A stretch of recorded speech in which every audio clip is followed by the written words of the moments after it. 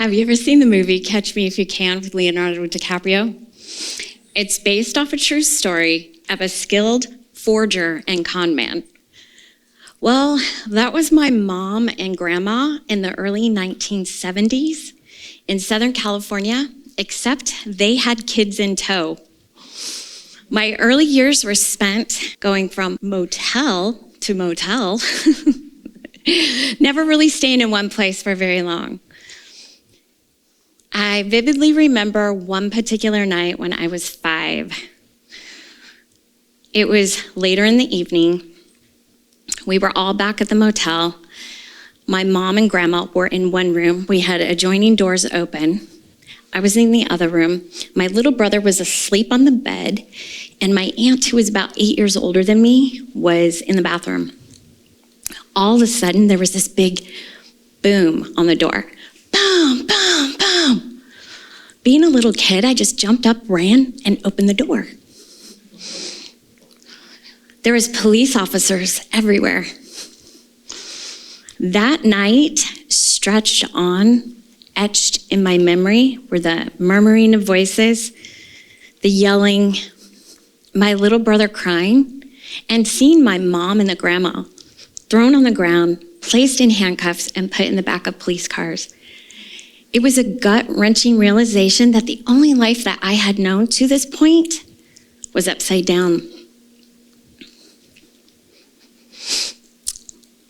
Me, my little brother, and my aunt were placed in emergency foster care. And a few days later, my grandpa came. He came and he picked up my aunt, and they left. My little brother and I had different dads, and his dad came and picked him up. I remember standing by the window and watching them get in the car and drive away. In those turbulent years, I often felt like I didn't have a voice. Like I was standing still as the world was rushing around without me. And in the next several years, I was in and out of foster care. And my mom and grandma were in and out of jail and ultimately prison. I was left navigating a maze of uncertainty, but really just longing for a place where I belong. Looking back amidst the chaos, I remember thinking, who is coming to rescue me? And no one came. And at first, this felt like a crushing revelation. I felt a profound sense of isolation. Yet, there were people on my path who were amazing and cared, like the foster mom who gave the best hugs. She bought me my first flight attendant Barbie. She allowed me the space to use my imagination, play, and be silly. And as time passed, I began to see these pivotal turning points that helped me confront my circumstances and actually tap into a reservoir of strength that I didn't even know I possessed. These challenges taught me the true essence of resilience, that the power to overcome is a choice and it lies within us. And it's often through our deepest struggles where it surfaces. Fast forward a few years. Remember in Top Gun, Tom Cruise's character Maverick? He's so excited because he gets to go to Miramar, California, Fighter Town, USA for Top Gun school. It's the iconic scene where he's on his motorcycle and he's racing alongside the runway and the jets are taking off. That exhilarating rush of how excited he was to be there is exactly how I felt when I drove up to the airport and I was alongside the runway as a commercial aircraft were taking off for my first day as a bona fide flight attendant. I had done all the hard work to get here. I earned my wings. I had my uniform on. I crushed limiting beliefs and overcame challenges that came before. Statistics didn't predict paths of success and achievement for a kid like me.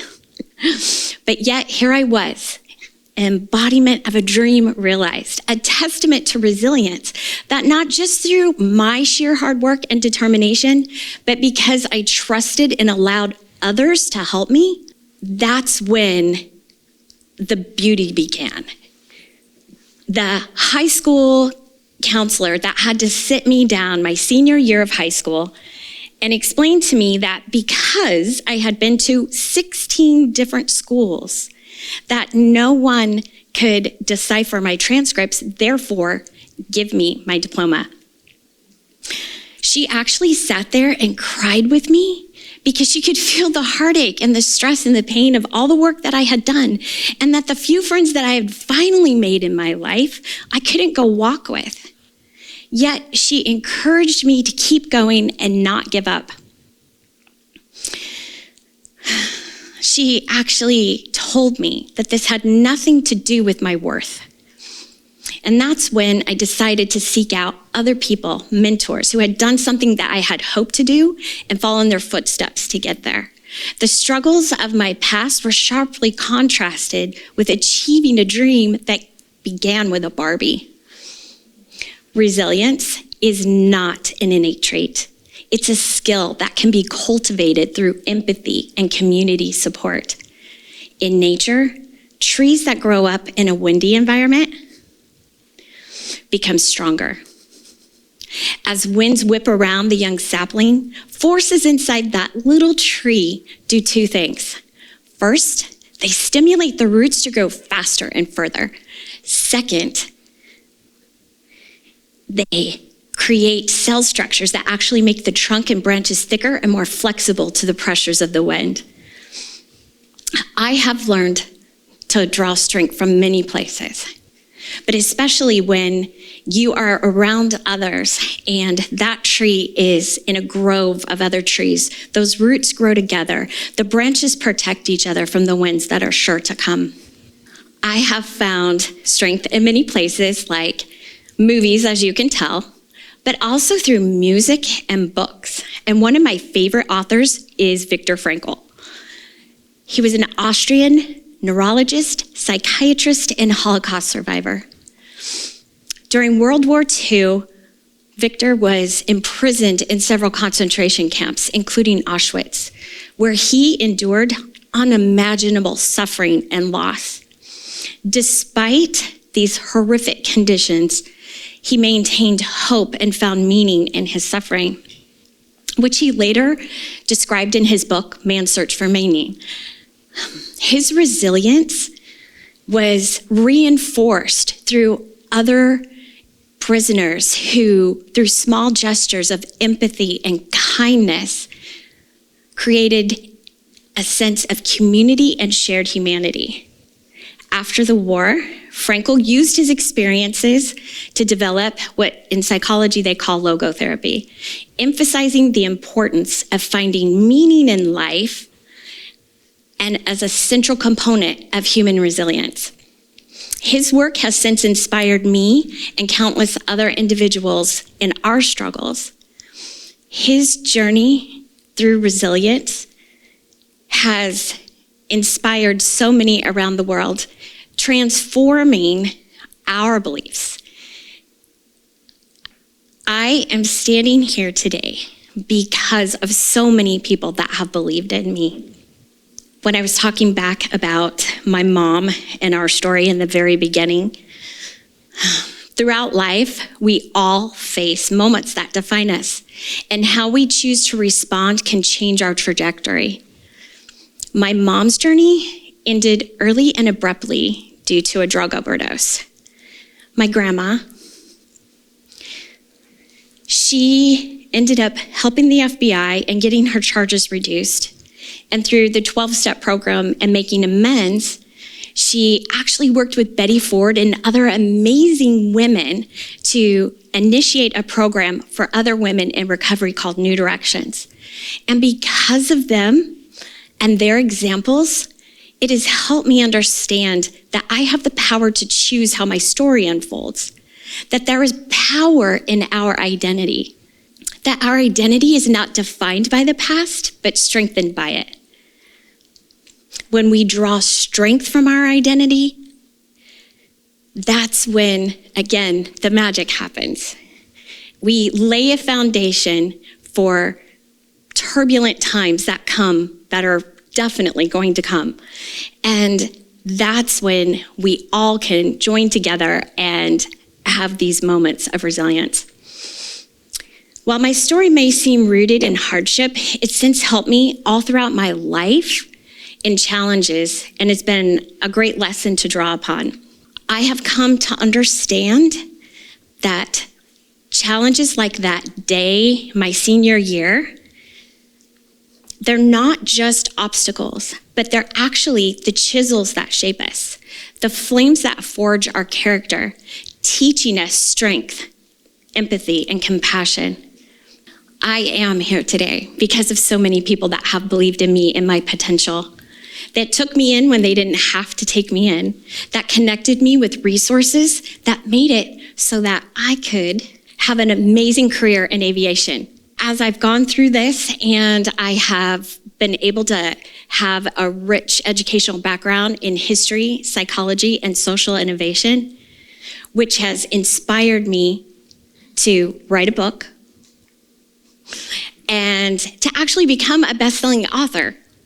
And because of all of those people that have helped me on my journey, it's giving me this huge desire to want to turn around and help others make their lives better and happier. This is another one of my heroes. I invite you to do an exercise with me. Close your eyes. For the next few seconds, I invite you to think about all of the people who have helped you become who you are. Some may be here with you. Some may be far away. Some may be in heaven. All of us have those special ones that have loved us into being. Open your eyes. Now, whoever you've been thinking about, can you imagine how happy they must feel to know the difference that they've made in your life? And if they don't know, make sure you tell them. And now it's your turn. I invite you to embrace resilience, not as a solitary trait, but as a shared journey with those around you. Sometimes we need to just actually find other people and be observant who we can help. Sometimes we might be afraid, but when we are vulnerable and we share our challenges and listen to theirs, it is amazing what we can do for each other. It's this small step that individually and collectively helps us to be able to do things in our community that we wouldn't otherwise be able to do. It helps our communities thrive. It's a shared resilience that is a force greater than any one of us. You have the power to create environments where everyone is uplifted, where identities are embraced and strengthened. Be the catalyst. Watch as it changes lives, especially your own. Resilience is not about being unbreakable. It's about being strong enough to bend without breaking and wise enough to know when to lean on others.